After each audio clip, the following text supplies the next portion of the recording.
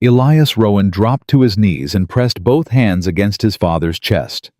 The skin was ice.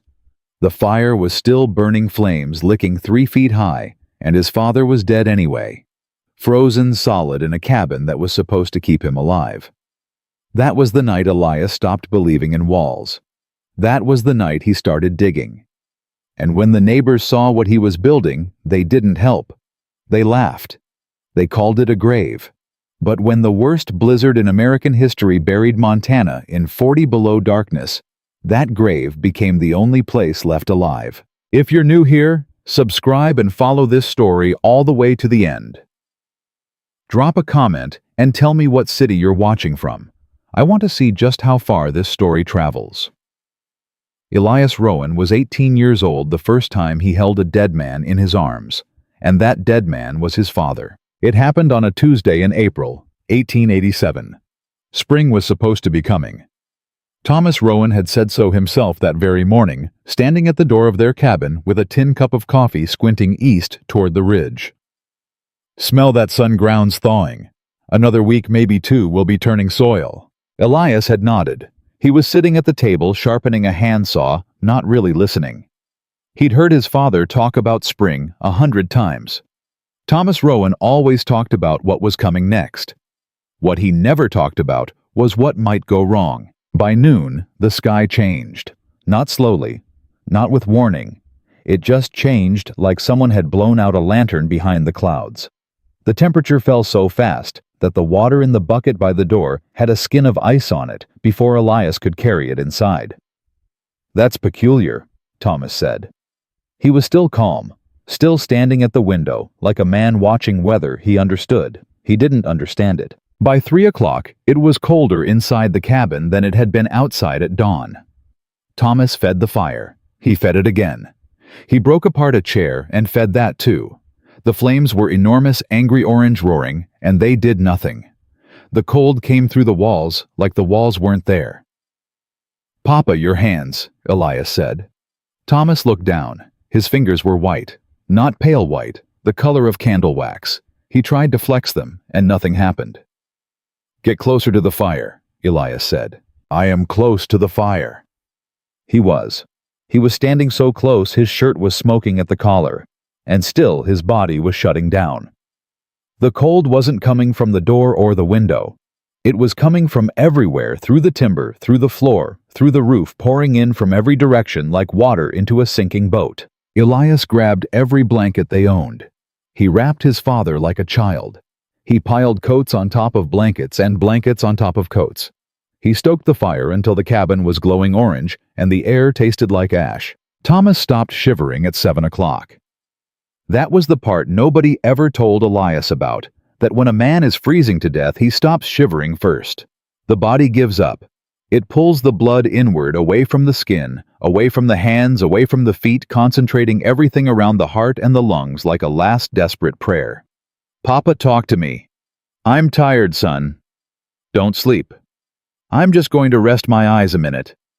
"Papa, you're a good boy, Elias. You always were."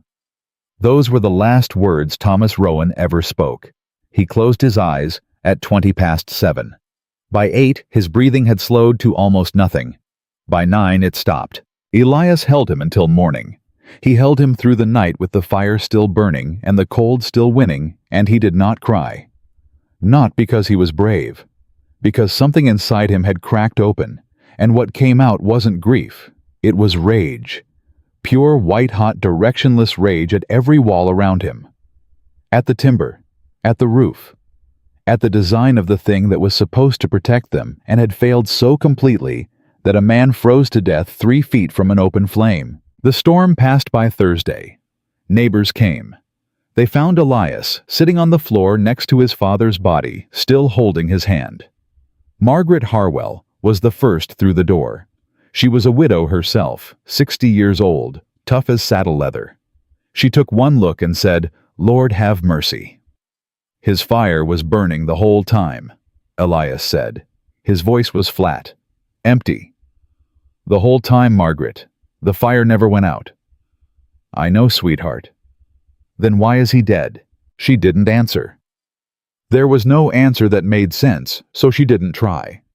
She just knelt down and put her hand on his shoulder and stayed there. They buried Thomas Rowan on Saturday. The whole valley came. 17 families, maybe 70 people total. Caleb Pratt spoke over the grave because he was the closest thing the valley had to a preacher. He said the usual things: good man, hard worker taken too soon. Elias stood there with dirt under his nails and a face made of stone and didn't hear a single word. After the burial, the men gathered around the way men do when death reminds them they're next. They talked about the cold snap. They talked about reinforcing their cabins, adding another layer of timber, cutting more firewood, doing more of the same thing that had just killed Thomas Rowan. Elias listened. For the first time, he really listened, not to what they were saying, but to what they weren't saying. Not one of them questioned the cabin itself. Not one of them asked whether the entire approach was wrong. They just talked about doing it harder, better, more. "You planning to rebuild, son?" Caleb asked him. Elias looked at the old man for a long time. "No." "What do you mean, no?" "I mean the cabin killed my father. I'm not building another one." Caleb frowned. A few men exchanged looks. "The cold killed your father, Elias, not the cabin." "The cold killed him inside the cabin, Caleb, with the fire burning. If the cabin couldn't keep him alive with fire, what good is it?" Nobody answered. The silence stretched out like a held breath, and then Caleb said, "Well, son, you've got to live somewhere." And that was the end of the conversation for everyone except Elias. He spent the next 2 weeks alone. He didn't rebuild. He didn't chop wood. He sat on the ground where his father's cabin had stood. And he thought. He thought about the cold and the fire and the walls, and why a man could die in a structure designed for survival. And slowly, piece by piece, something his father had told him years ago started coming back. Thomas Rowan had worked the copper mines near Butte before he'd moved the family to the valley. He used to tell stories about it, the darkness, the danger, the copper dust that got into everything. But there was one detail he always mentioned with a kind of wonder: the temperature. "Underground," Thomas had said once. "It doesn't matter what's happening up top. Blizzard heat wave doesn't matter. 60 feet down, it's the same temperature every single day. Earth keeps it steady, like a heartbeat." Like a heartbeat. Elias couldn't get that phrase out of his head. He started watching animals. Not hunting them, watching them. Specifically, he watched the prairie dogs that lived in colonies at the south end of the valley. Those animals survived everything. Winter-summer predators, drought. They survived because they lived underground. Their burrows stayed warm when the surface was frozen and cool when the surface was baking. The earth didn't just shelter them, it regulated them. It held them at a temperature that kept them alive regardless of what the sky was doing. Elias started digging on a Monday in June. He chose a spot on the hillside behind his father's old property, a south-facing slope with good drainage and dense clay soil. He didn't tell anyone what he was doing. He just started digging. The first person to notice was Henry Coulter, his nearest neighbor. Henry was 45, strong as an ox, and had the kind of confidence that comes from never having been seriously wrong about anything. He rode over on his horse one afternoon and sat in the saddle watching Elias shovel dirt out of a hole that was already 6 feet deep. "What in God's name are you doing?" Elias didn't look up. "Digging." "I can see that. What for?" "I'm building a house." Henry laughed. Not a mean laugh, not yet, just a confused one. "Down there?" "Yes." "In the ground?" "Yes." "Like a gopher?" Elias stopped digging. He looked up at Henry, shielding his eyes from the sun. "Like a mine," he said. "Like the mines my father worked. Constant temperature underground. The earth holds heat better than any wall ever built." Henry stared at him. Then he shook his head slowly, the way you shake your head at a dog that keeps chasing its own tail. "Son, your daddy's death hit you hard, and I'm sorry for it. But this ain't the answer. You need timber. You need a proper roof. You need a fireplace with a good chimney. You need what every man in this valley has." Every man in this valley has a cabin that can't keep a man alive in a cold snap, Henry. Henry's expression changed. The amusement drained out, and something harder replaced it. Your father's cabin was old. The chinking was bad. That's not the same as saying every cabin. His fire was burning, Henry, 3 feet away, burning strong, and he still froze. Explain that to me. Henry opened his mouth, closed it, opened it again. You can't live in a hole, Elias. Watch me. That conversation traveled through the valley faster than a brush fire.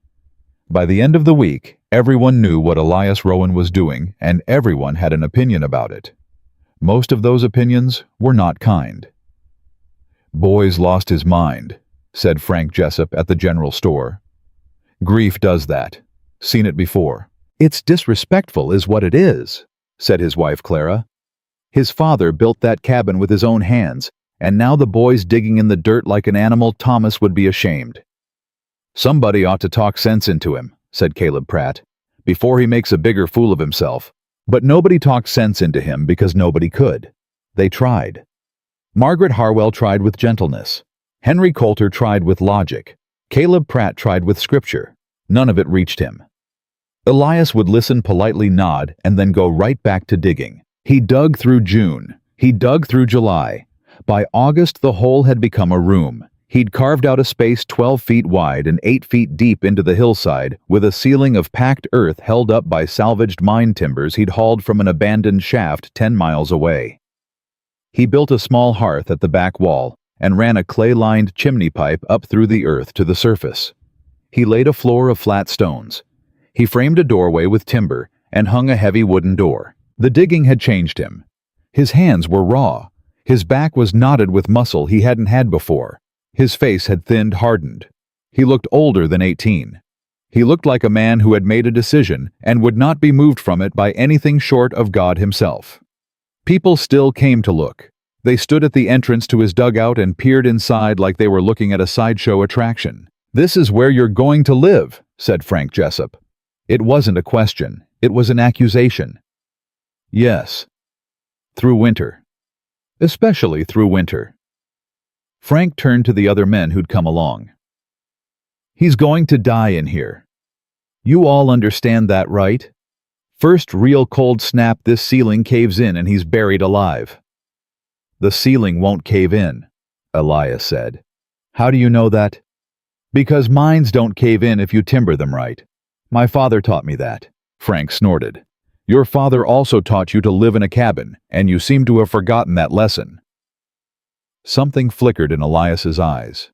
Something dangerous. But his voice stayed level. "My father died in a cabin, Frank. I haven't forgotten anything." The silence after that was the kind that makes people look at their boots. Frank Jessup cleared his throat, turned, and walked away. The other men followed.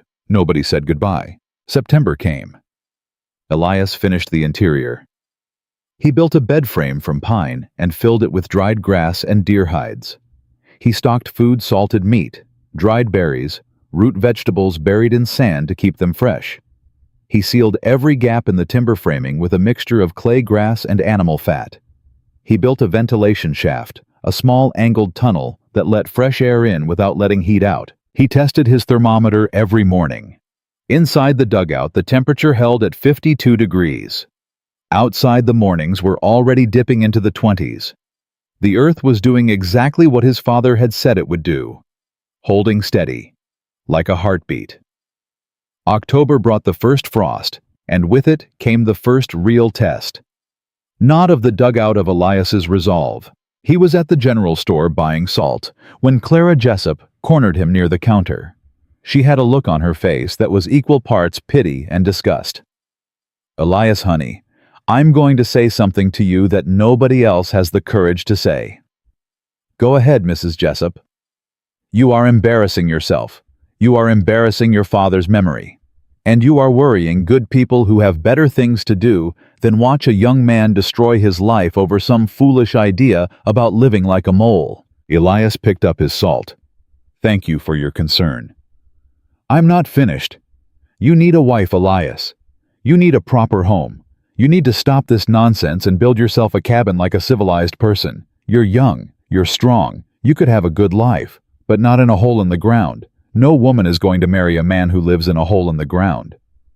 Elias looked at her, really looked at her.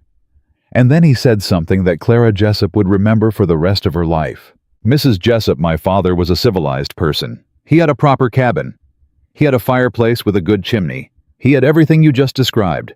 And he is dead, so you'll forgive me if I don't take advice on survival from people who haven't survived anything." He walked out. Clara stood there with her mouth open and her face the color of raw beef. November hardened the ground and shortened the days. Elias settled into his underground home and waited. He didn't know exactly what he was waiting for. He just knew with a certainty that lived in his bones that it was coming. The valley went about its business. Cabins were stacked with firewood. Chimneys were cleaned. Livestock was sheltered. Everything was the same as it had always been. Tradition, routine. The same walls, the same roofs, the same faith in the same design that had failed Thomas Rowan and would fail again. Nobody saw it coming. Not Caleb, not Henry, not Frank. Not a single soul in that valley. But Elias felt it. In early January, he noticed things the others ignored, the way the animals were behaving. The prairie dogs had sealed their burrow entrances weeks early. The elk had moved down from the high ridges in numbers he'd never seen before. The birds were gone, not migrating, but fled as if something had chased them south. He walked to Henry Coulter's place on a Wednesday morning. Henry was splitting wood in front of his cabin shirt rolled to the elbows despite the cold. "Henry! Elias!" Henry didn't stop swinging. "Something's coming. Winter's coming. That's not news. Not winter. Something worse. The animals are moving wrong. The prairie dogs sealed up early. I've never seen the elk come down this far this fast." Henry buried the axe in the chopping block and looked at him. "So what are you saying?"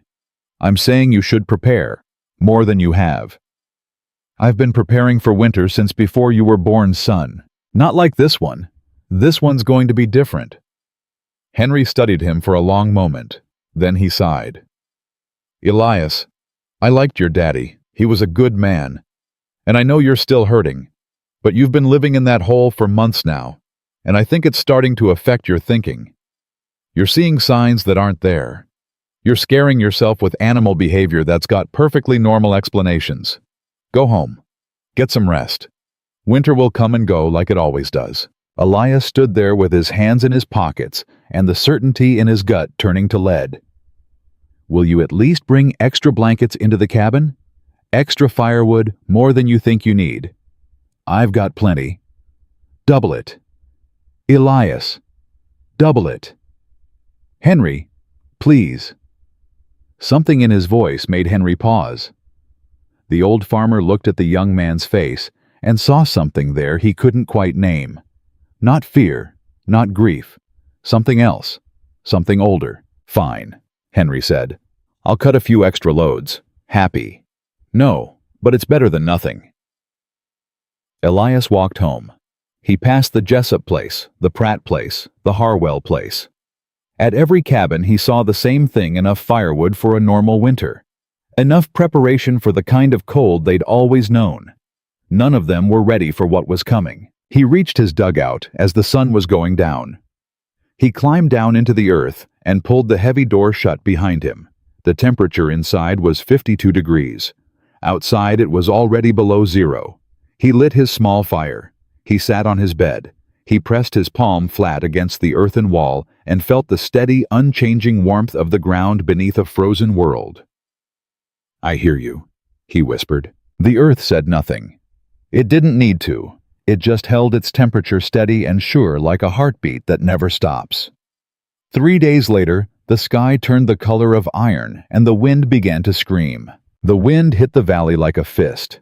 Not gradually, not building over hours the way winter storms usually did. It came all at once, a wall of frozen air moving so fast it knocked a grown man sideways if he was standing in the open. Elias felt it even underground. The door of his dugout shuddered in its frame, and a low moan ran through the ventilation shaft, a sound like something alive and furious trying to claw its way inside. He checked his thermometer. 51 degrees. 1 degree lower than normal.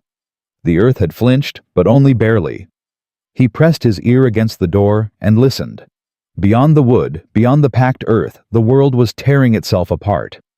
He could hear it, not the wind itself, but what the wind was doing. Cracking, snapping, the sound of trees breaking like bones. He did not open the door. Not yet. The first knock came 6 hours later. It wasn't really a knock. It was more of a scraping, something dragging against the timber frame of the entrance, something too weak to make a proper fist.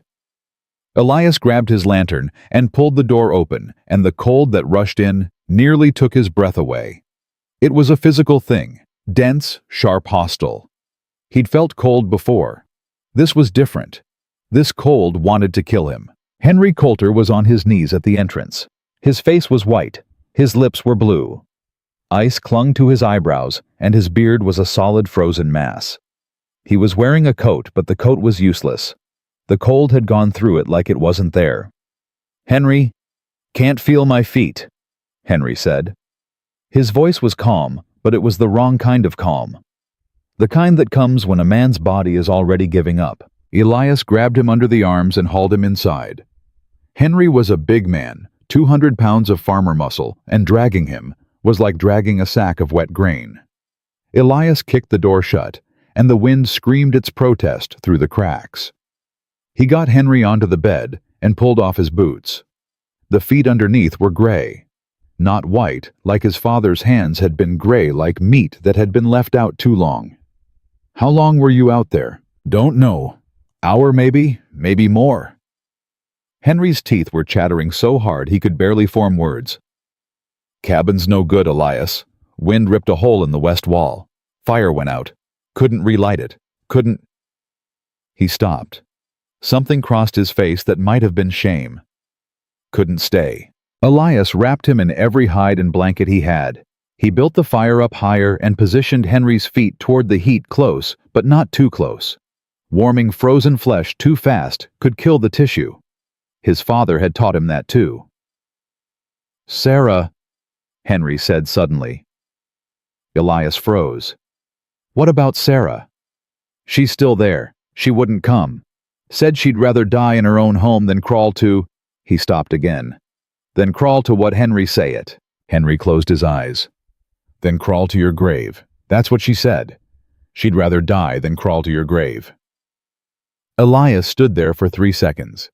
3 seconds of absolute stillness while the fire crackled and the wind howled, and Henry Coulter's wife sat in a broken cabin a quarter-mile away, choosing pride over survival. Then he grabbed his coat. "What are you doing?" Henry said. "Going to get Sarah." "You can't go out in that. You'll die before you make it halfway." "Then I'll die halfway." Elias pulled his coat tight, wrapped a scarf around his face until only his eyes showed, and pushed the door open. The cold was worse than before. It had teeth now. It bit through the scarf, through the coat, through his shirt, straight into his skin. He couldn't see more than 5 feet in any direction. The snow wasn't falling. It was flying sideways horizontal, driven by wind that must have been blowing 60-70 miles an hour. He walked. He counted steps because there was no other way to navigate. He knew the distance to Henry's cabin, 412 steps on a clear day. In this wind, it would take twice that. He leaned forward and pushed against the gale like a man walking upstream through a river. At step 200, he fell. His foot hit something buried under the snow, a rock, a stump, something, and he went down hard. The cold seized him instantly. It was under him, around him, pressing down on his chest. For one terrible moment, he understood exactly how his father had felt. The cold wasn't outside anymore. It was inside. It was in his blood, in his bones, in the center of his chest. He got up. He didn't think about it. He just got up the way a man gets up when the alternative is dying. At step 360, he saw the cabin, or what was left of it. The west wall had a hole in it the size of a wagon wheel. Snow was pouring through it like white sand through an hourglass. The door was hanging by one hinge, banging open and shut in the wind. He went inside. Sarah Coulter was sitting in a chair by the dead fireplace with a blanket pulled around her shoulders and a Bible in her lap. She was not shivering. That was bad. That was very bad. Sarah. She looked up. Her eyes were glassy, unfocused, the way eyes get when the brain is shutting down from cold. I know you, she said. You're the boy who lives in the dirt. I'm the boy who's going to carry you out of here if you don't stand up and walk. I'm not going to your hole. Sarah, you're dying. Then I'm dying in my house. Elias knelt in front of her. He took her hands. They were like holding stones pulled from a frozen creek. Your husband is in my hole right now, Sarah. He's alive because he swallowed his pride and came to me. If you stay here, you die. He lives and you die, and he spends the rest of his life knowing you chose stubbornness over him. Is that what you want? Something broke through the glaze in her eyes. A crack. A fracture in the wall she'd built. Henry's alive. He's alive and he's warm and he's asking for you. Now get up. She got up. She didn't want to. Every part of her body resisted, and he could see it, the war between pride and survival playing out across her frozen face. But she got up. He wrapped his coat around her. He put his arm under hers and they walked. The return trip was worse because now he was carrying half her weight and the wind was against them, and he was wearing nothing over his shirt. The cold went through him like a blade. He felt his fingers going numb, then his hands, then his arms. His vision narrowed. His thoughts slowed. He counted steps. That was all he had left. Steps. 458 steps later, he saw the entrance to his dugout. He pushed Sarah through the door first, then fell in after her and kicked the door shut. The warmth hit him like a wave. 52 degrees. The earth hadn't moved. The earth hadn't flinched. It was right there, holding steady, while the surface world collapsed. Henry was off the bed and on the floor next to Sarah in an instant. He pulled her against him and held her, and his whole body was shaking, not from cold, but from something else entirely. You stubborn woman, he said. You stupid, stubborn woman. Don't you lecture me, Henry Coulter. I'll lecture you until we're both dead. You almost were. So were you. They held each other. Elias sat against the far wall, breathing hard, flexing his numb fingers, watching two people who had mocked his home, clinging to each other inside it. He didn't say anything. There was nothing to say that the moment wasn't already saying. The second knock came 4 hours after the first. This time it was louder, frantic. Elias opened the door, and Frank Jessup stumbled in, carrying his wife Clara over his shoulder like a sack of flour. Clara was unconscious. Frank's face was a mask of terror and snot and frozen tears. She collapsed. Frank gasped. Middle of the floor? Just dropped. I couldn't wake her up. The fire, the chimneys blocked smoke everywhere. I couldn't. He laid Clara on the floor and stood there swaying, a big man reduced to a trembling wreck. Please, Elias. Please. Elias was already moving. He cleared a space near the fire. He checked Clara's pulse, weak but there. He checked her breathing, shallow but there. He stripped her wet outer clothes and wrapped her in dry hides and positioned her near the heat. She needs to warm up slowly, he said. Don't rub her skin. Don't put her too close to the fire. Just let the heat come to her. Frank sank to the floor next to his wife. He took her hand and held it, and his whole body was shaking. I'm sorry, he said. Elias looked at him. For what? For everything.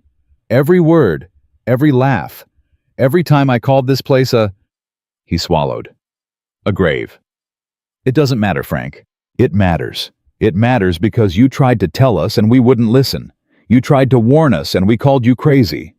And now my wife is... His voice broke.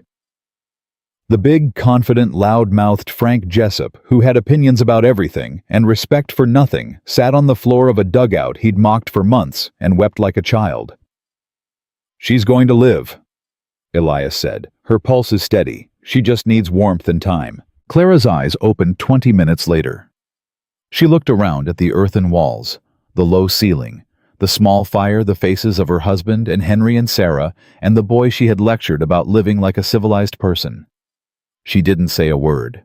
She just closed her eyes again and held Frank's hand tighter. By midnight, there were 11 people in Elias's dugout. The Pratt family. Caleb, his wife Ruth, and their 2 daughters, ages 9 and 12. The widow, Margaret Harwell. A trapper named Jonas Drake, who lived alone 3 miles up the valley and had walked through the blizzard for 2 hours before he found Elias's entrance by sheer luck. And old Silas Mabry, 73 years old, half-deaf, who had been dragged from his cabin by Jonas on the way down.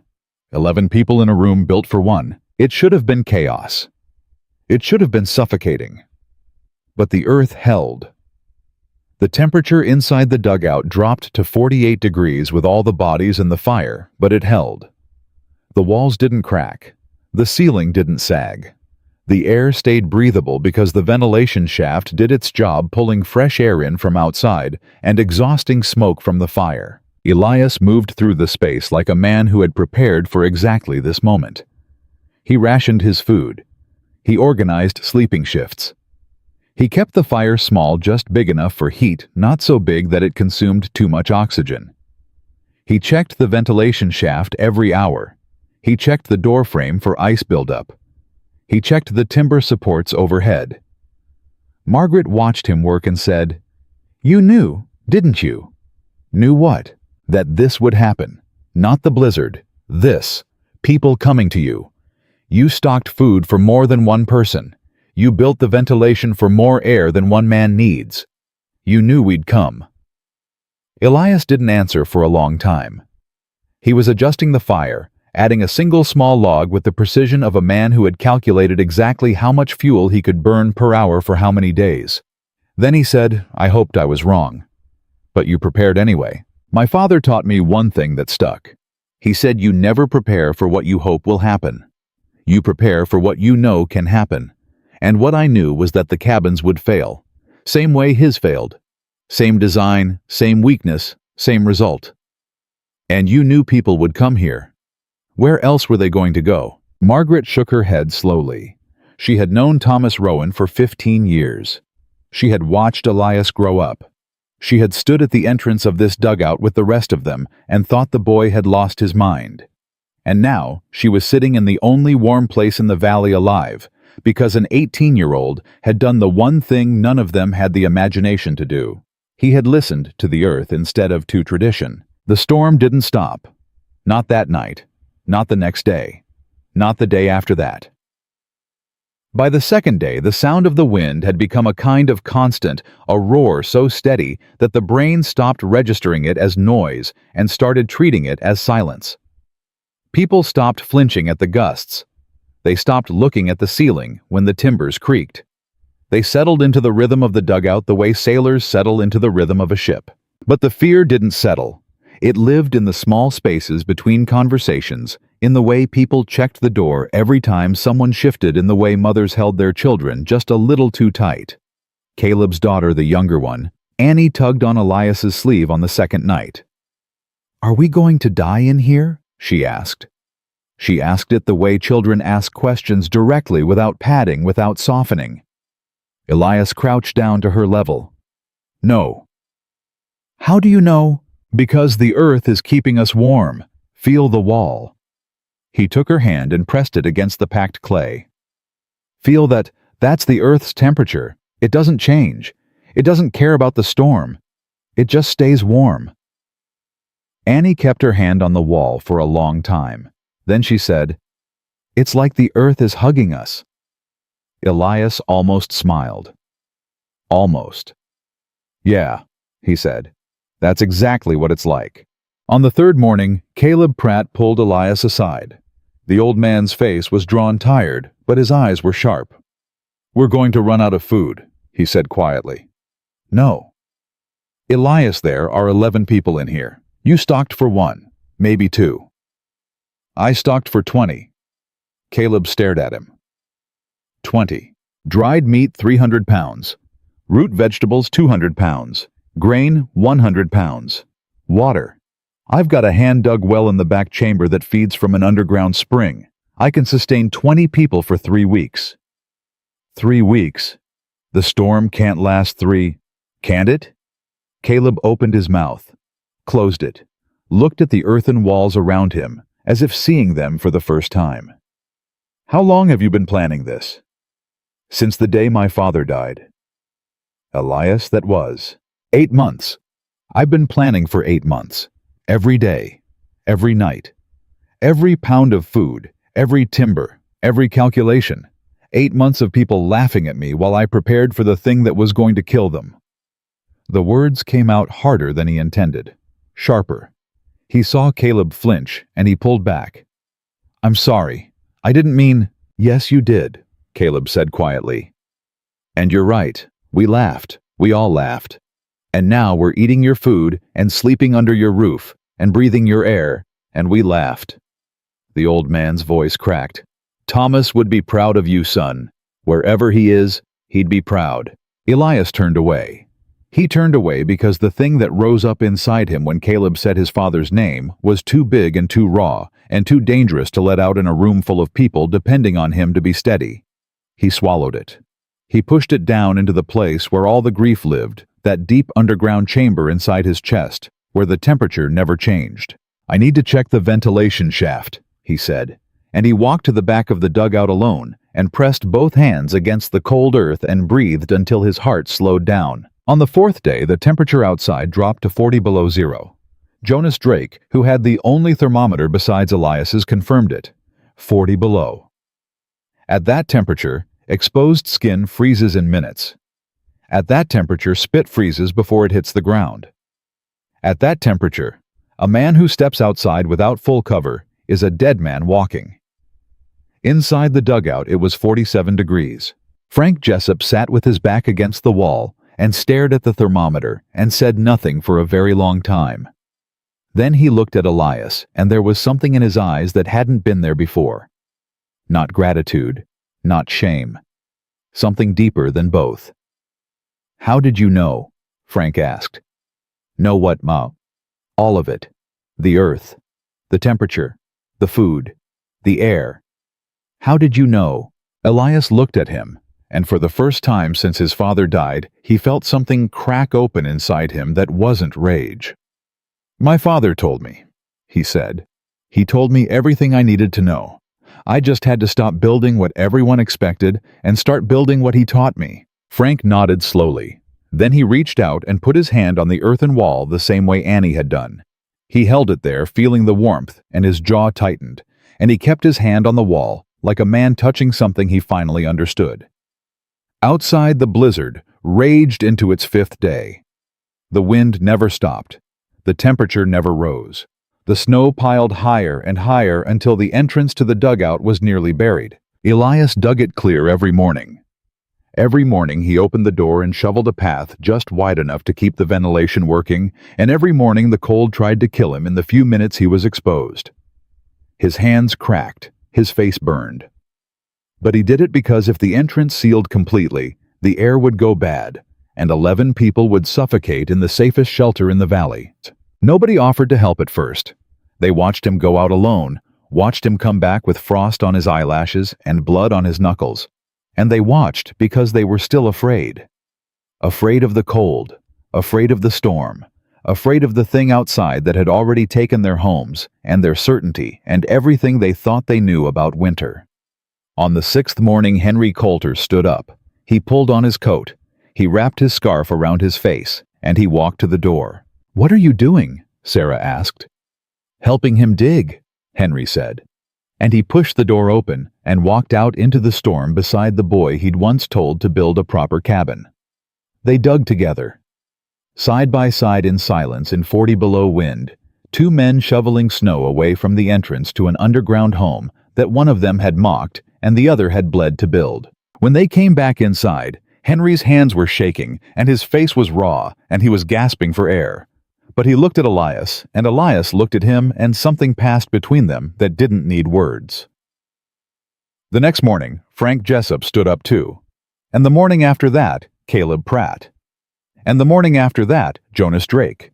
5 men digging in rotation, keeping the entrance clear, while the worst blizzard in the history of Montana tried to bury them alive. The storm did not stop.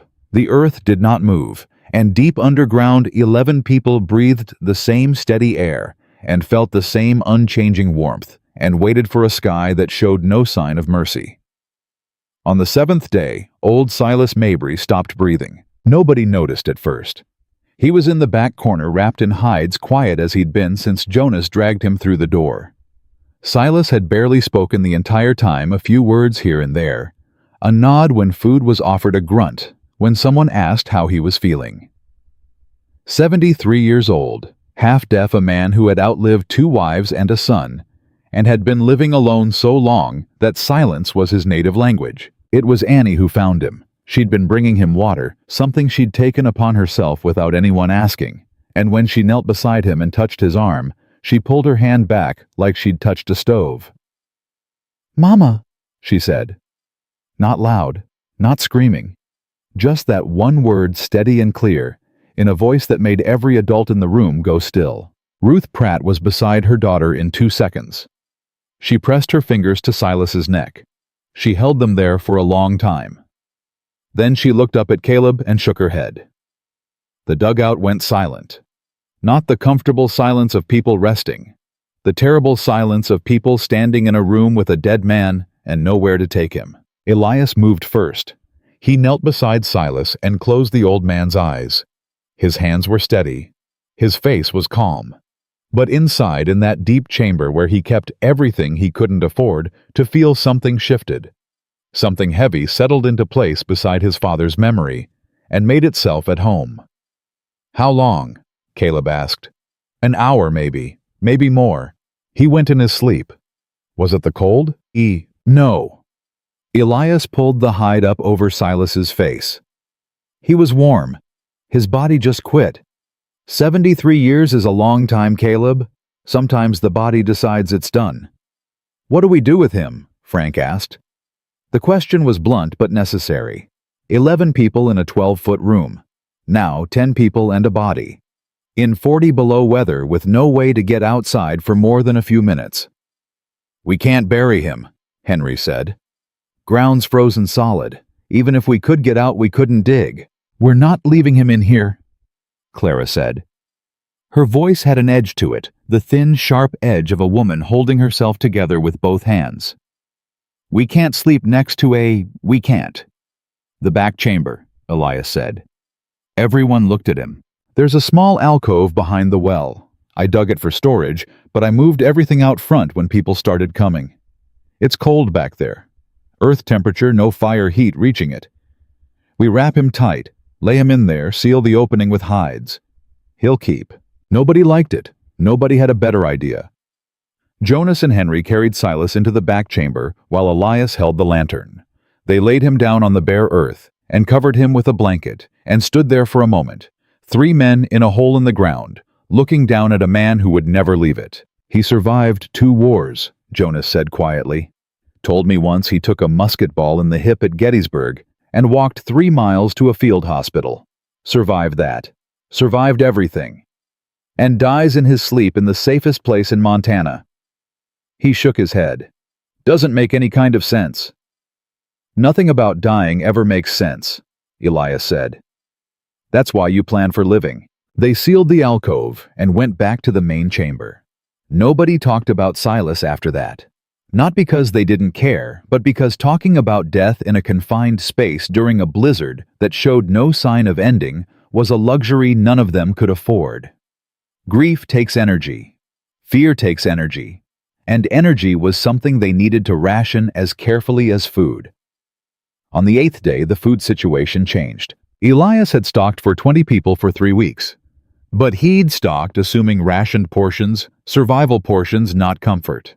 Each person was getting a fist-sized piece of dried meat, a handful of root vegetables, and a cup of grain mush per day. Enough to keep a body functioning. Not enough to keep a body happy. Caleb's older daughter Mary started crying on the 8th morning. Not from fear. From hunger. She was 12 growing and her body needed more than survival portions. She sat with her knees pulled up and her face buried in her arms and cried the thin, exhausted cry of a child who has been brave for too long. Ruth held her and rocked her and whispered things that mothers whisper, but the crying didn't stop. It filled the dugout. Small, persistent, impossible to ignore. Every adult in that room heard it and felt it land in the center of their chest like a stone. Elias watched for a moment. Then he went to his food stores, pulled out a strip of dried venison, cut a portion twice the size of the standard ration, and brought it to Mary. "Here." Mary looked up. Her eyes were red and her face was swollen, and she looked at the meat like it was the most beautiful thing she'd ever seen. She took it and ate it in 4 bites and didn't say thank you because she was too busy chewing. "Elias," Caleb said. His voice was careful, measured. "If you give extra to one, I know. We can't sustain. I know, Caleb. I'll figure it out." "How?" Elias didn't answer. He went to the back of the dugout and sat down and did math in his head. 10 people. Current rations could hold for 19 more days. If he increased portions for the children, that dropped to 15. If the storm lasted longer than 15 days, they would start to starve. He needed more food, which meant he needed to go outside. He waited until the digging rotation when the entrance was already cleared, and instead of coming back in, he kept going. He followed the fence line that he'd memorized from months of walking the property, counting steps using the wind direction as a compass. He was looking for something specific. His father's root cellar. Thomas Rowan's old cabin was gone, collapsed, or buried. Elias couldn't tell, but the root cellar was underground, separate from the cabin, and if it hadn't caved in, there would be food inside. Preserved vegetables, maybe some salted pork, maybe enough to buy them another week. He found it by falling into it. The snow gave way under his feet, and he dropped 4 feet into a hole that turned out to be the entrance. He landed on something hard, the wooden hatch still intact, buried under 3 feet of snow. He dug with his hands. His fingers were numb within minutes, but he kept digging because stopping meant going back with nothing, and going back with nothing meant watching Mary cry again. He got the hatch open and dropped inside. The root cellar was intact. Cold, much colder than his dugout because it was shallower and had no heat source but intact. And there was food. 3 barrels of preserved turnips, a crate of dried apples, 2 smoked hams hanging from hooks in the ceiling, frozen solid but edible. He couldn't carry it all. Not in one trip, not in this wind. He grabbed 1 ham, stuffed his coat with as many turnips as he could hold, and fought his way back. The trip back almost killed him. He'd been outside for nearly 30 minutes, and at 40 below 30 minutes is a death sentence. His body was shutting down by the time he reached the entrance. He couldn't feel anything below his elbows. His feet were wooden blocks. His lungs burned with every breath, the cold air searing his throat like swallowed fire. He fell through the door, and the ham hit the floor, and the turnip spilled out of his coat, and he lay there on the stone floor, gasping, shaking, unable to speak. Henry and Frank grabbed him. They stripped his wet coat, wrapped him in hides, pushed him toward the fire. Margaret forced warm water between his lips. His body shook so violently that his teeth cracked together, and he bit his own tongue and tasted blood. "You idiot," Henry said. His voice was rough, but his hands were gentle, rubbing warmth into Elias's arms. "You absolute fool. You could have died out there." "Found food," Elias managed, through chattering teeth. "Root cellar. My father's. 3 barrels of turnips. Dried apples. Another ham. Need to go back." "You're not going back." "Not today. Tomorrow. After I warm up." "You're not going back tomorrow either." Elias looked at him. Even shaking, even half frozen, even lying on the floor wrapped in hides like a swaddled infant. There was something in his eyes that Henry recognized. Stubbornness. The same stubbornness that had dug this shelter out of the earth with bleeding hands, while the entire valley laughed.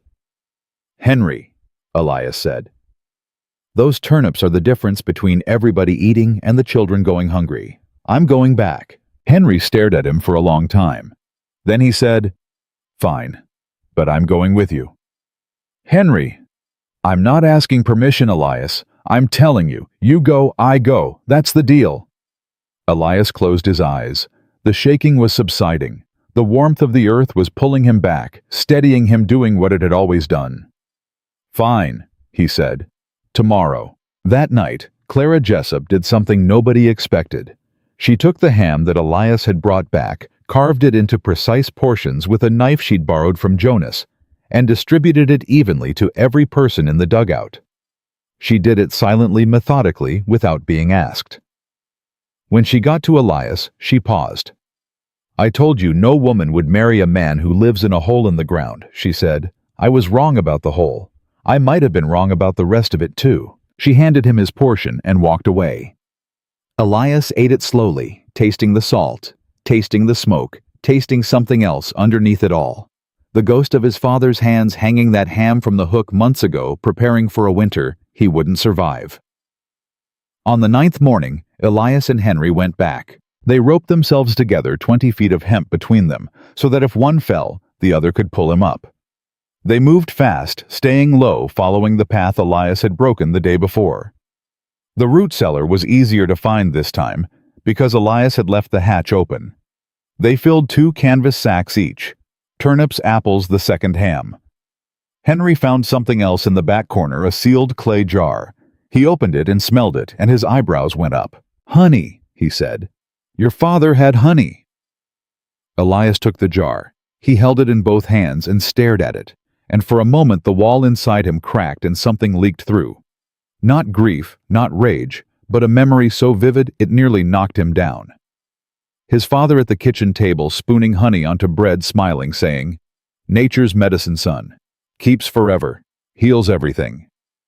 "Elias?" Henry was watching him. "You all right?"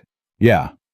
He tucked the jar inside his coat against his chest, where his body heat would keep it warm. "Let's go." The return trip was faster with 2 men. They made it back in 12 minutes. When they came through the door and dumped the food on the floor, Ruth Pratt put her hand over her mouth, and Margaret Harwell said, "Lord," and even Frank Jessup, who hadn't smiled in 9 days, allowed something that might have been relief to cross his face. They ate better that night. Not well, not full meals, not comfort food, but better. The turnips were roasted on stones near the fire. The apples were divided into tiny portions that tasted like sugar after days of dried meat and grain mush. And the honey, Elias gave the honey to Annie and Mary, a spoonful each, and watched them close their eyes and smile for the first time since they'd entered the dugout. "Where did the honey come from?" Annie asked. "My father kept it. He said it was nature's medicine." "Was your father smart?" Elias thought about that. He was smart about some things, not smart enough about others. Like what? Like listening to himself. He knew the earth was warm underground. He told me so. But he still built a cabin above ground like everybody else. He knew the right answer, and he chose the wrong one because it was easier. Annie chewed on that the way she'd chewed on the honey, slowly, carefully taking it in. "Are you mad at him?" Nobody else in the dugout was talking. They were all listening, pretending not to, but listening. "I was," Elias said. "For a long time I was mad at him for dying in a way that didn't have to happen. But then I realized something." "What?" "He gave me everything I needed to survive. Every piece of knowledge, every lesson, every story about the mines. He just couldn't use it himself because he was too deep inside, the way things had always been done. Sometimes it takes a generation to break a pattern. He was the knowledge. I was the action." The dugout was quiet. The fire crackled. The wind howled above them, still howling, still furious, still trying to reach them through the earth. Annie leaned against the wall and closed her eyes, and within a minute she was asleep with honey on her lips, and her hand pressed flat against the warm clay. On the 10th day, the crisis Elias had been dreading finally arrived. Not food, not cold, not structural failure, sickness. Jonas Drake woke up with a fever. His forehead was burning. His eyes were glassy, and his breathing had a rattle in it that Elias recognized. He'd heard that rattle before in the mines, in the camps, in the tight quarters where men lived too close together and shared air that carried things no one could see. "How long have you felt bad?" Elias asked. "Day or 2. Thought it was just the cold." "It's not the cold." Elias pressed his hand to Jonas's forehead. The heat was alarming. In a room full of people, fever meant contagion. Contagion meant everyone. "Can you move?" "Move where?" "The back chamber. Near Silas." Jonas understood. His face tightened, but he nodded. "You're putting me with the dead man." "I'm putting you where you won't get everyone else sick. There's a difference." "Not much of one." "Jonas, if this spreads to the children..." "I know." Jonas stood up. He swayed, caught himself on the wall, and walked to the back chamber under his own power. He was a proud man. A man who lived alone by choice, who trapped and hunted and answered to nobody. Being isolated with a corpse was not how he'd pictured riding out the storm. Elias sealed the opening with hides, again, leaving a gap at the bottom for airflow. He brought Jonas water every hour.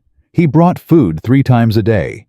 He checked his fever, checked his breathing, checked the rattle in his chest. On the 11th day, the rattle got worse. "Am I dying?" Jonas asked. He asked it plainly, without drama, the way a man who has faced death in the wilderness a dozen times asks about death. "No. Don't lie to me, boy." "I'm not lying. Your fever's holding steady. If it was going to kill you, it would have spiked by now. You've got a lung infection. You need rest and water and warmth, all of which you have. I've also got a dead man for company. Silas isn't bothering you." Jonas laughed. It was a wet, rattling laugh that turned into a cough that went on for 30 seconds. When it stopped, he was breathing hard, and there was sweat on his forehead. "Your father would have liked you, Elias. The man you've become. Not the boy, the man." He knew the boy. That was enough. Was it? Elias didn't answer. He checked Jonas's water, added a log to the small fire he'd built in the back chamber, and went back to the main room. Ruth Pratt was waiting for him. Her face was tight with the specific kind of fear that mothers carry, the fear that something will reach their children before they can stop it. "Is it spreading?" she asked. "Not yet." "But it could." "It could. I've isolated him. The airflow should keep it contained. But I need you to watch the girls. If either of them starts coughing, running a fever, anything, tell me immediately." "And then what?" "Then we deal with it." "How?" Elias looked at her. He was 18 years old. He was responsible for 10 lives in a hole in the ground during the worst blizzard anyone alive had ever seen. He had a dead man in his back chamber, a sick man beside the dead man, 2 hungry children, and a food supply that would last maybe 10 more days.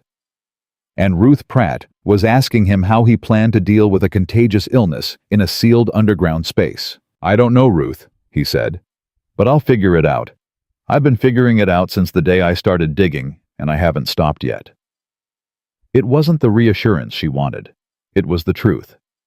And sometimes, the truth is all you've got when the comfortable lies have frozen to death above you. On the 12th day, the wind changed. Not its direction, its pitch. It dropped from a scream to a moan, and the moan carried something in it that Elias hadn't heard in nearly 2 weeks. Silence. Gaps of silence between gusts. 3 seconds, 5 seconds, 8 seconds of absolute quiet before the next blast hit. The storm was weakening. Not ending, not yet, but weakening the way a fever weakens before it breaks. Henry noticed it too. He looked at Elias across the fire. "Is it stopping?" "Not yet, but it's thinking about it." "How long?" "Day, maybe 2. Henry nodded. He looked around the dugout at the people in it, his wife sleeping against the wall, Frank and Clara sitting together with their eyes closed, Caleb reading his Bible by firelight, Margaret mending a tear in her coat, with thread she'd pulled from a blanket, Ruth watching her daughters sleep with the alertness of a woman who hasn't truly rested in 12 days. "We're going to make it," Henry said. Not a question, a statement. The first statement of certainty anyone had made since the storm began. Elias looked at him. "Yeah," he said. "We are." From the back chamber, Jonas Drake coughed twice, then went quiet. The rattle in his chest was lighter than yesterday. Not gone, but lighter. The fever was breaking. Elias pressed his palm against the earthen wall. 49 degrees. Steady. Unchanged. The earth holding them the way it had held them from the first night, without complaint, without variation, without asking for anything in return. Somewhere above them, the wind moaned again, lower now, tired a beast running out of fury. And in the stillness between gusts, Elias heard something else, something so faint he might have imagined it, dripping. Water dripping, snow melting somewhere above the surface. The blizzard was dying, and everyone in that dugout was still alive to hear it. The dripping didn't stop. It grew louder through the night, a steady rhythmic tapping that worked its way through the earth and into the dugout like a pulse. By morning, Thin lines of moisture were tracing down the walls, following the grain of the packed clay, pooling in tiny puddles along the edges of the stone floor. Elias was awake before anyone else. He'd barely slept. The sound of melting snow should have been a relief, but it wasn't, because melting snow meant water, and water meant the earth around them was softening and softening. Earth was the one thing his timber supports were not built to handle indefinitely. He checked the ceiling first, ran his hands along every beam, every joint, every point where timber met clay. Two of the supports were damp, not wet damp, a thin film of moisture that hadn't been there yesterday. He pressed his thumb into the clay beside the nearest beam, and it gave slightly. Not much, a fraction of an inch, but it gave. He did not tell anyone. Henry woke next. He sat up, rubbed his face, and immediately noticed the water on the walls. That's new. Snow's melting above us. That's good, isn't it? Means the storm's breaking. It means the surface temperature is rising, which means the storm is weakening. Yes. Henry heard what Elias didn't say. The man had spent enough time underground now to understand the architecture of this place, the weight above them, the timber holding that weight, the clay holding the timber. He looked at the ceiling. How much water can these walls take? Depends on how fast it melts and how well the soil drains. And does this soil drain well? It did when it was frozen. Henry held his gaze. Neither of them blinked. How long do we have? I don't know. Days. Maybe a week. Maybe longer if the melt is slow. And if it's fast? Elias didn't answer. He walked to the back chamber instead, checked on Jonas. The trapper was sitting up, eating dried apple, with the slow deliberation of a man whose body was coming back online, one system at a time. His fever had broken overnight. The rattle was still there, but quieter, like a machine running down. Storm's ending, Jonas said. Getting there. I can hear the water, melt starting. Yeah. Jonas looked at him with the clear, unblinking eyes of a man who had survived alone in the wilderness for 20 years. You're worried about the ceiling. Elias sat down. He was tired. A bone-deep, marrow-level tired that had nothing to do with sleep and everything to do with carrying the weight of 10 lives for 13 days.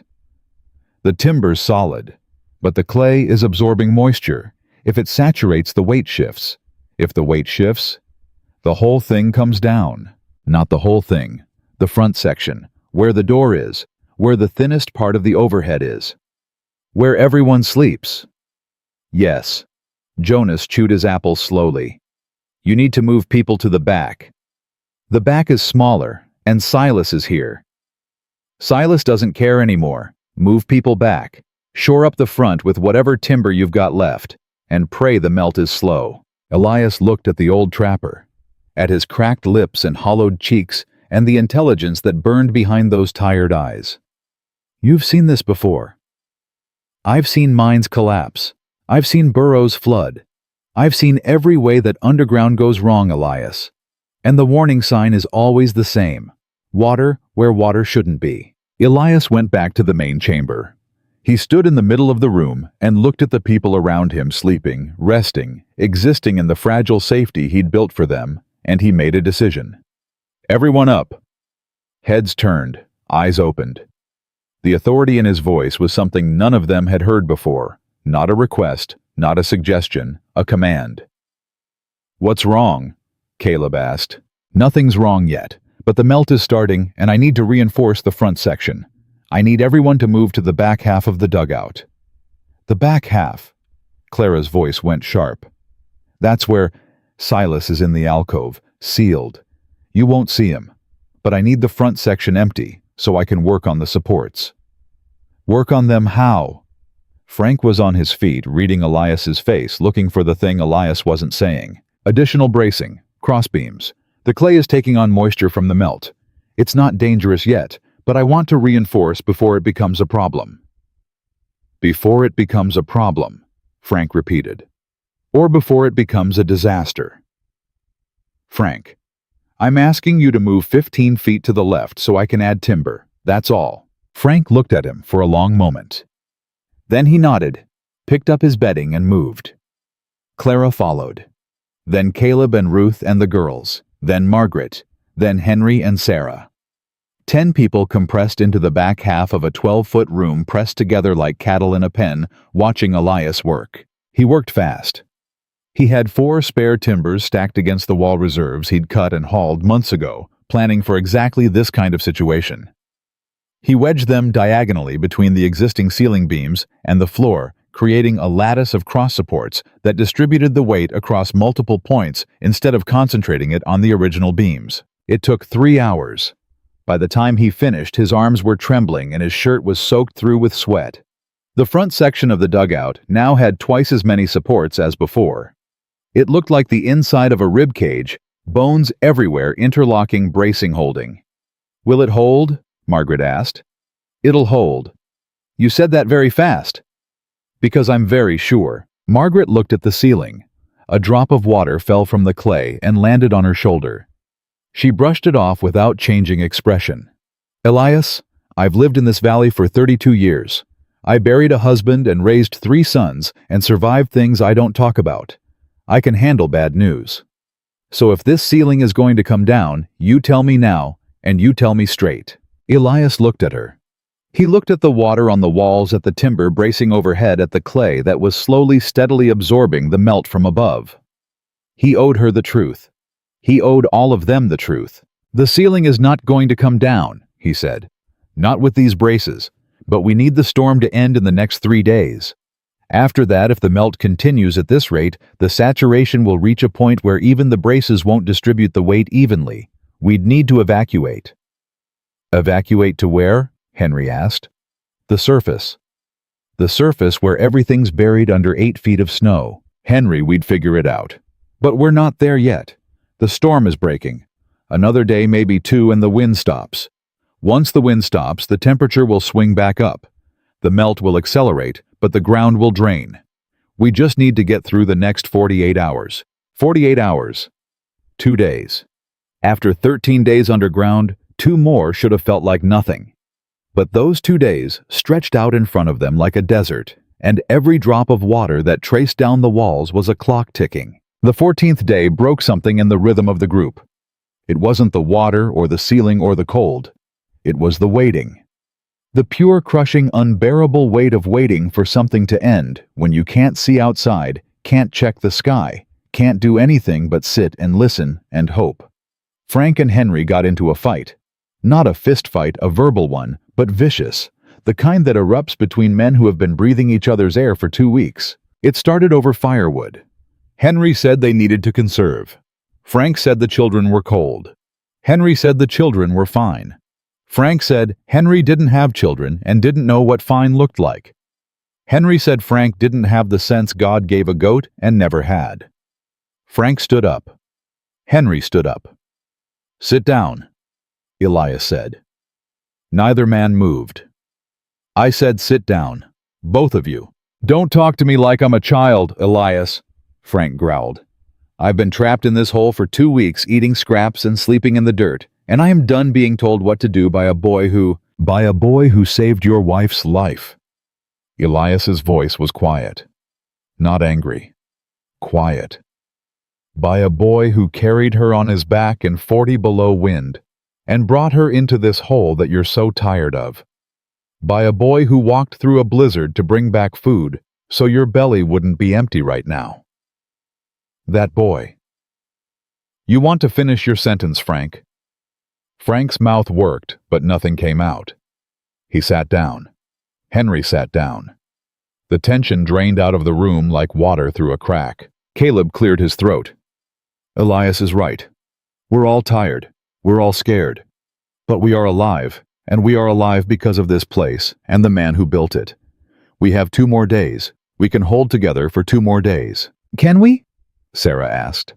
Her voice was thin, reedy, the voice of a woman who had been holding herself together with wire and willpower for longer than any human being should have to. "Because I don't think I can, Caleb.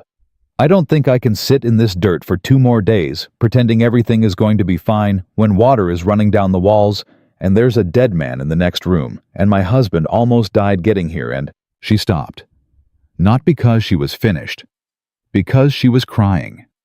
hard, silent tears that she'd been holding back for 14 days. Henry put his arm around her, and she turned into him and shook. Nobody spoke. Nobody tried to comfort her. They let her cry because some things need to come out, and the worst thing you can do for a person carrying too much weight is tell them to keep carrying it. After a few minutes, Annie stood up. She walked over to Sarah, put her small hand on the woman's arm, and said, "The earth is hugging us.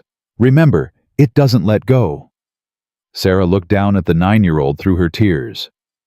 Something shifted in her face, not joy, not relief, but something small and stubborn that refused to quit.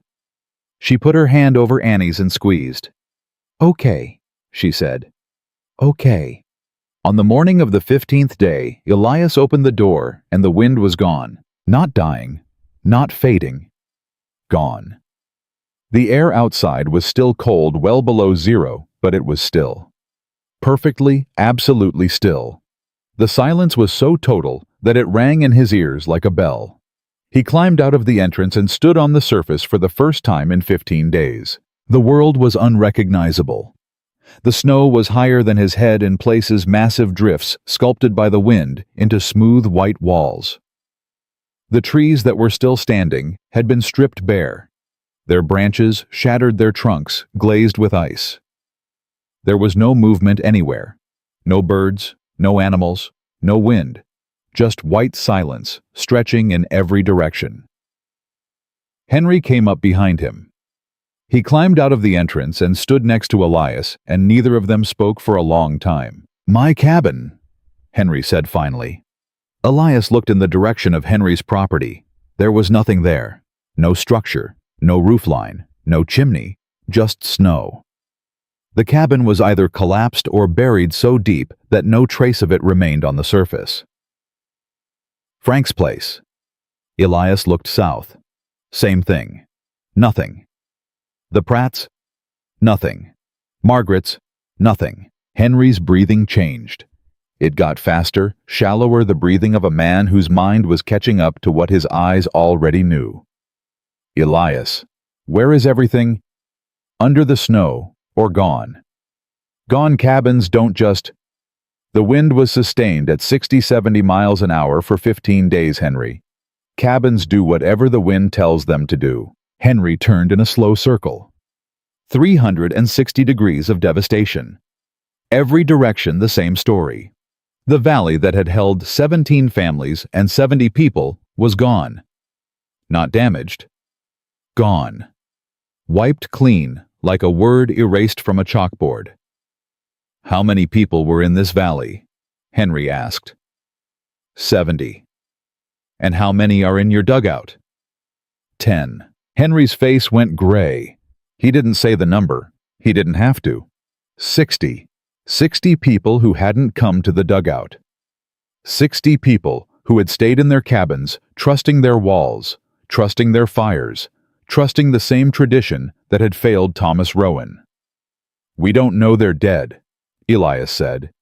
"Some of them might have sheltered elsewhere. Some might have made it to the mine shafts. We don't know." Elias, "We don't know, Henry, and we're not going to know until we start looking. But first we need to get everybody out and onto solid ground." He went back underground. He stood in the center of the main chamber and looked at the 9 faces looking back at him. Caleb with his Bible, Ruth with her daughters, Frank with his arm around Clara, Margaret sitting straight and still, Sarah with Annie's hand still in hers, Jonas leaning against the back wall, breathing steady on his feet for the first time in days. "Storm's over," Elias said. Elias. Nobody cheered. Nobody smiled.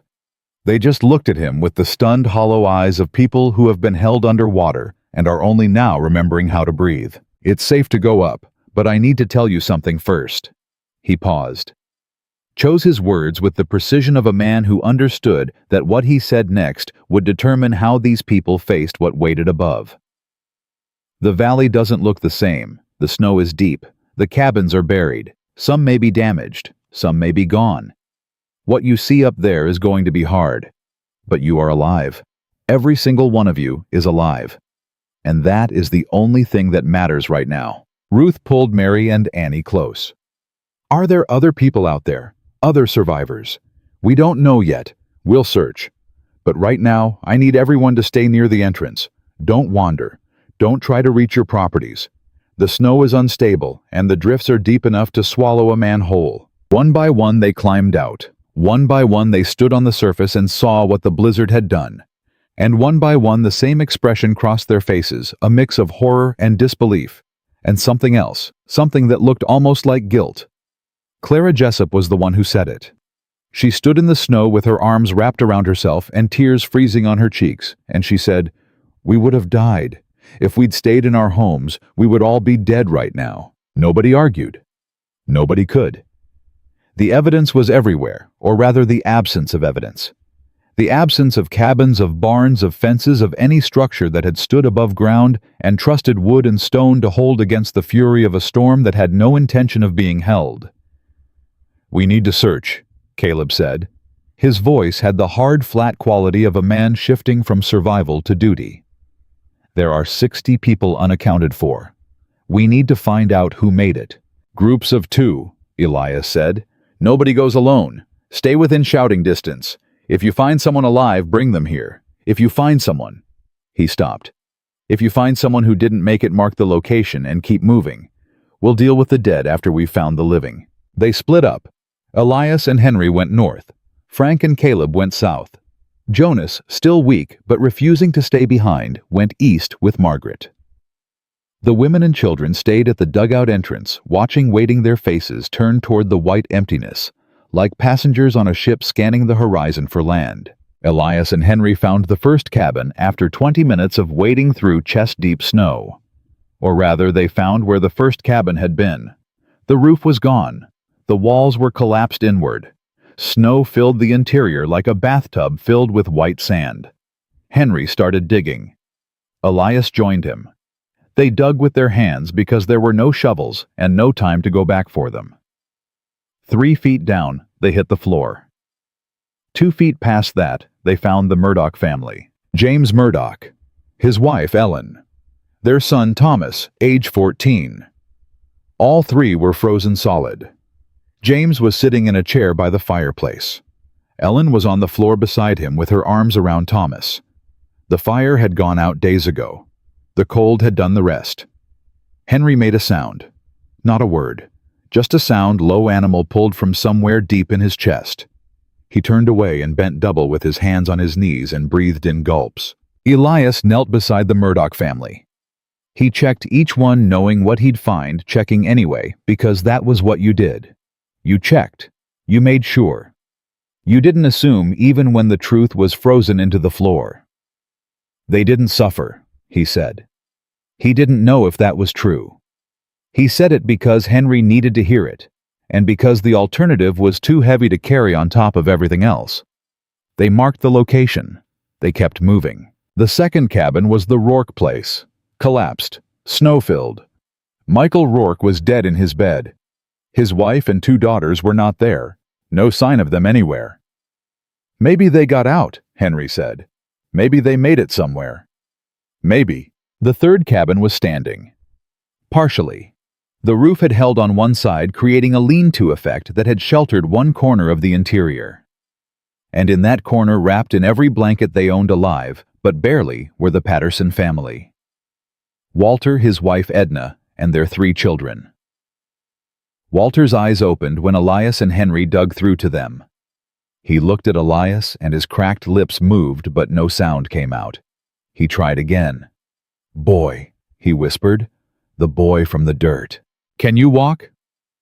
"Don't know. Haven't felt my legs in 3 days." They carried the children, first 2 boys and a girl ages 6, 8, and 11, all hypothermic, all alive. Then Edna, who was conscious but couldn't stop shaking. Then Walter, who weighed as much as a horse and had to be dragged on a blanket like a sled. It took 4 trips. 4 trips through the snow, each one slower than the last. By the time they got the last Patterson child back to the dugout, Elias's hands were bleeding again, the old cracks from months of digging reopened by the cold and the work. He wrapped them in strips torn from his shirt and kept going. By sundown, the search parties had covered most of the valley. The numbers came in slowly, each one a stone, added to a weight that grew heavier with every report. The Murdochs. Dead. The Rourkes. Michael dead, wife and daughters missing. The Pattersons alive, all 5. The Hendersons' cabin standing, family alive, badly frostbitten. The Coopers dead, all 4. The Yates family cabin gone, no trace. The Brennans' old Tom Brennan alive in his root cellar, wife dead beside him. By the time the last search party returned, the count stood at 47 people confirmed dead or missing. 23 survivors, including the 10 from Elias's dugout.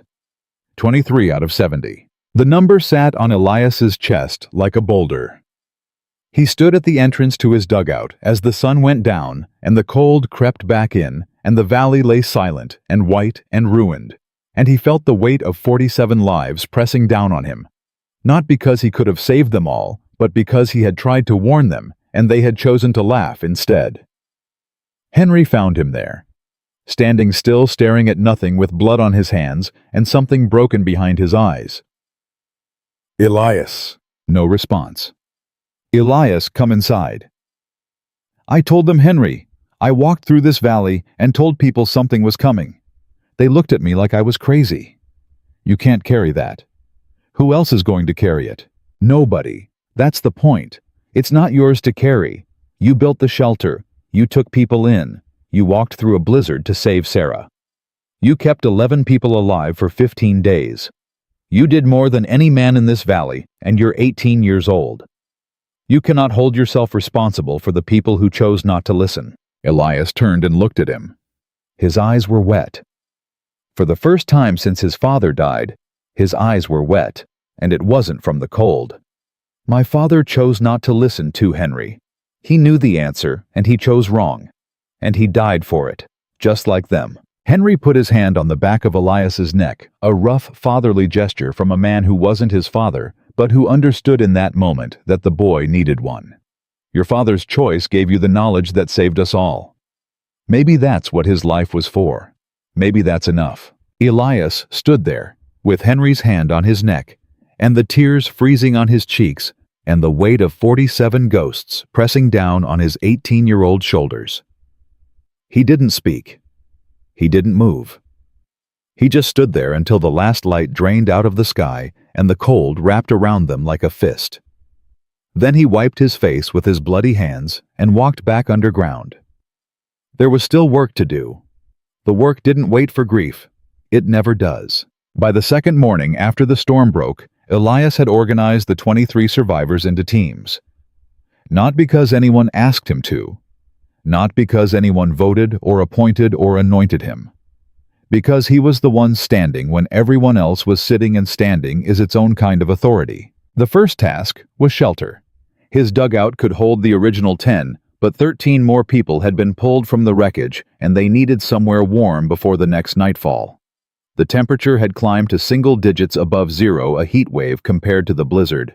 But single digits above zero will still kill a man overnight if he's got no roof and no fire. "We dig," Elias told Henry. "Same design, same depth. We've got the hillside. There's room for 2 more shelters if we work fast. We don't have weeks, Elias. We don't have months. You had months to build yours. We don't need months. We need a hole deep enough to hold people and timbers strong enough to hold the ceiling. The earth does the rest. I can teach 10 men to dig a basic shelter in a day. A day. My father told me once that the miners at Butte could sink a new shaft 12 feet in a single shift when they had to. We're not sinking a shaft. We're digging a room. 12 hours. That's all I need." Henry looked at him the way a man looks at a river he's about to cross, measuring the depth, calculating the risk, knowing he's going in regardless. "Tell me where to dig." By noon, every able-bodied person in the valley was working. Elias marked 2 sites on the hillside 20 feet apart, each one positioned for drainage and south-facing exposure. He showed them how to cut into the slope at an angle, how to shore up the walls with timber as they went, how to leave a shelf for the ceiling beams. Walter Patterson, still limping on frostbitten feet, dragged himself to the worksite and picked up a shovel. His wife pulled at his arm. "Walter, you can barely stand." "I can stand well enough to dig." He drove the shovel into the frozen earth and grunted with the effort. "That boy kept my children alive for 15 days. I can dig a hole." Frank Jessup worked beside him. The two men had never been close. Frank talked too much and Walter talked too little. But they dug side by side without speaking, finding a rhythm that didn't require words, the steady chunk of iron biting into clay. The first shelter was finished by sunset. It was crude, it was ugly. The walls were rough, and the ceiling was uneven, and the door was nothing but a blanket hung from a timber crossbeam.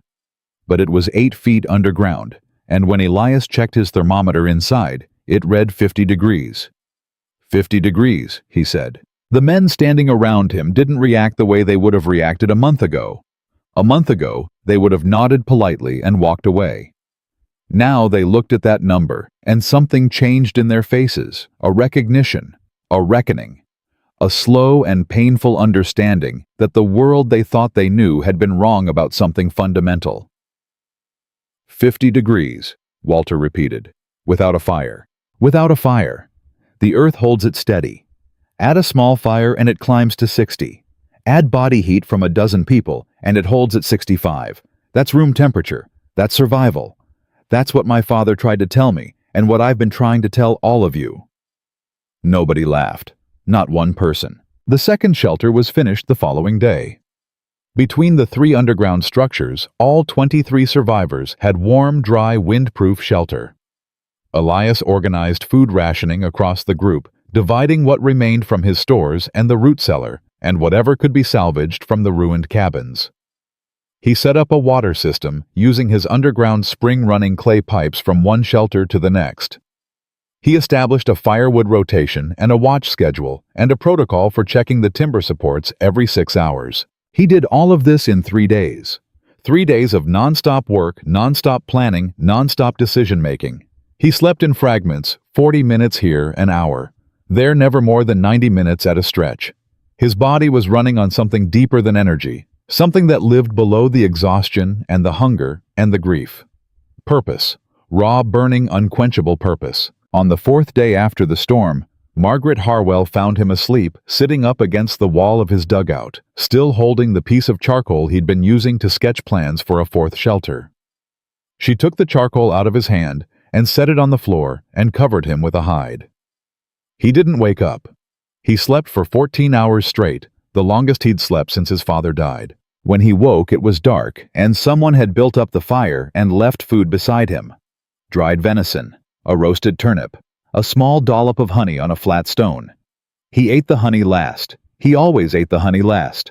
The weeks that followed were brutal in ways the blizzard hadn't been. The storm had been an enemy clear, visible, understood. What came after was harder because it had no shape. It was grief without a target. Loss without a villain. 47 people dead or missing, and nobody to blame except the weather and the walls that couldn't hold it back. Caleb Pratt held a service on the 3rd Sunday. He stood in the snow between the shelters and read from his Bible and said the names of the dead one by one. When he got to Thomas Rowan, he paused and looked at Elias. "I'm adding your father's name," Caleb said. "He belongs on this list. Not because he died in this blizzard, he didn't. Because he died from the same thing that killed everyone else. And because his death is the reason any of us are standing here." Elias didn't trust his voice, so he nodded. Caleb read the name, Thomas Rowan. And Elias stood in the snow and heard his father's name carried on the cold air alongside the names of 47 others, and he let the grief come. Not all of it. Not the deep underground chamber where the worst of it lived. But enough. Enough to remind him he was human and not just a machine that dug holes and rationed food and kept people alive. After the service, Henry pulled Elias aside. The old farmer had something in his face that Elias hadn't seen before. Not gratitude, not respect, but something more deliberate. A decision made. "I want you to teach me," Henry said. "Teach you what? Everything. How you designed the dugout. How you calculated the timber spacing. How you knew the ventilation would work. How you planned the food stores. All of it."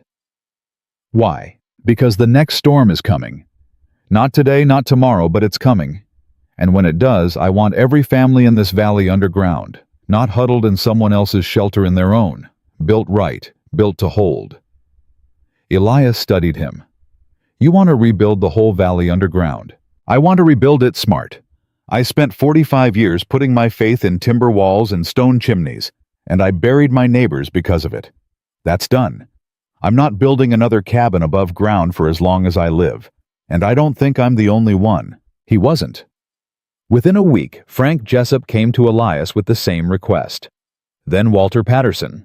Then Tom Brennan, the old man who'd survived in his root cellar while his wife died beside him. Then families Elias didn't even know well. The Hendersons, the Larsons, people who had barely spoken to him before the storm, and now stood at the entrance to his dugout with shovels in their hands and questions in their eyes. Elias taught them. He drew plans on flat stones with charcoal. He calculated dimensions based on family size. He showed them how to read the soil, which clay held, and which crumbled, which slopes drained, and which pooled where the water table sat, and how deep you had to go to hit stable temperature. He taught them about ventilation and timber bracing and fire management and food storage. He taught them everything his father had told him about the mines, and everything he'd figured out on his own through 8 months of digging and testing and bleeding. He taught them the way his father had taught him, not by lecturing, but by doing. He stood in the dirt beside them and dug. He held timbers while they hammered. He checked their work and corrected their mistakes and never once said, "I told you so," because the dead had already said it louder than he ever could. By March, the snow was melting in earnest. The valley slowly revealed what the blizzard had hidden collapsed. Structures scattered debris, the sad remains of lives built above ground and swept away. But alongside the wreckage, something new was emerging. Mounds of fresh earth. Timber frames sunk into hillsides. Doorways cut into slopes. The valley was going underground. 14 new shelters were completed by April. Not crude emergency holes like the ones they dug after the storm, proper structures engineered, ventilated, insulated, built to last. Each one bore Elias's fingerprints in its design, but belonged to the family that built it. Each one held steady at 50 degrees without a fire. Each one was proof that the earth had been offering its protection all along, and all anyone had to do was accept it. Clara Jessup came to Elias on a warm afternoon in late April. She was carrying something wrapped in cloth, a bundle the size of a bread loaf. She held it out to him without speaking. He unwrapped it. Inside was a hand-carved wooden sign, the letters burned into the wood with a hot iron. It read, "Rowan's Hollow." "Frank made it," Clara said, "for the entrance to your shelter. He worked on it for 2 weeks, wouldn't let anyone help." Elias held the sign and ran his thumb over the letters. Rowan's Hollow. His name. His father's name. Burned into wood by the hands of a man who had once called his home a grave. "Mrs. Jessup. Clara, you saved my life, Elias. You can call me Clara." "Clara, I don't need a sign." "Maybe not, but the valley does. People are already calling it that, Rowan's Hollow. Not just your shelter, the whole valley. They're calling the settlement Rowan's Hollow because of what you built and what you taught. Your father's name is going to mean something here for a long time." She turned and walked away before he could respond. He stood there holding the sign with the afternoon sun on his face and his father's name in his hands, and he felt something break open inside him that had been sealed shut for a year. Not the grief chamber. Something else. Something above it. Something that might have been peace, if peace is the thing that comes when a man finally understands why he survived. He hung the sign that evening, nailed it to the timber frame above his door. Rowan's Hollow. The letters faced outward toward the valley, toward the new mounds of earth and the new doorways and the new community that was building itself into the ground, one family at a time. Jonas Drake stopped by to look at it. The trapper had healed his lungs, still rattled in the cold, probably always would, but he was on his feet and hunting again. He read the sign, tilted his head, and nodded. "Your daddy would have cried seeing this," Jonas said. "My daddy would have told me the letters were crooked." Jonas laughed. A real laugh, clear and full, with only a trace of rattle underneath. "Yeah, probably. But he'd have cried first." The seasons turned. Spring pushed through the snow, and mud followed, and wildflowers followed the mud. The valley came back to life, not the same life as before, but a new one, quieter, deeper, built closer to the ground. Families planted gardens above their shelters.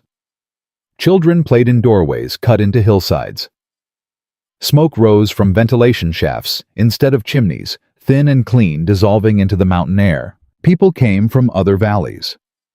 Word traveled the way it does in frontier country, slowly mouth to mouth, carried by trappers and traders and the occasional postal rider. A settlement in Montana had survived the worst blizzard in recorded history by living underground. A boy had designed it. An 18-year-old.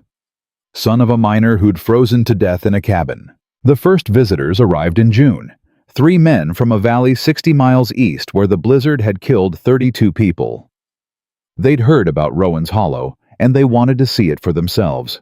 Elias walked them through his dugout. Showed them the timber bracing the ventilation system, the well, the food storage. Showed them the thermometer 52 degrees, same as always, same as it would always be. They asked questions. He answered. They took notes on scraps of paper and drew sketches on the backs of envelopes and asked if they could bring more people to learn. "Bring anyone you want," Elias said. "I'll teach anyone who's willing to dig." By late summer, he'd taught over 40 families from surrounding valleys. Some of them had lost people in the blizzard. Some hadn't, but were smart enough to learn from those who had. They came with shovels and questions and the particular humility of people who had watched their neighbors die and understood finally that the way things had always been done was not the same as the way things should be done. Caleb Pratt sat with Elias one evening after a long day of teaching. The old man was tired, bone-tired, the kind of tired that sits in a man's marrow at 70 and doesn't leave. But his eyes were bright and his voice was steady. "I owe you an apology," Caleb said. "No, you don't." "Yes, I do. And I'm going to give it whether you want it or not." He folded his hands the way he did when he was about to say something he'd thought about for a long time. "When you started digging, I thought you'd lost your mind. Thought grief had broken you. I told people you needed help. Not help digging, help in the head. I said it to Margaret. I said it to Henry. I said it behind your back, and I said it to your face. And I was wrong. Dead wrong. And the worst part isn't that I was wrong about you. The worst part is that I was the preacher. I was the one people listened to. And if I'd listened to you instead of judging you, maybe I could have convinced some of those 47 families to come underground before the storm hit. Maybe they'd be alive." "Caleb, let me finish." The old man's voice cracked. "I carry those names, Elias, every single one. I read them at the service and I carry them every day. And I know it's not my fault the same way I know it's not your fault.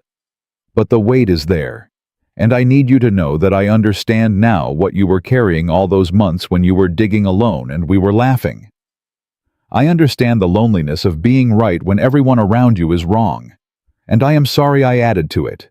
Elias sat with those words for a long time. The fire crackled. The walls held their warmth.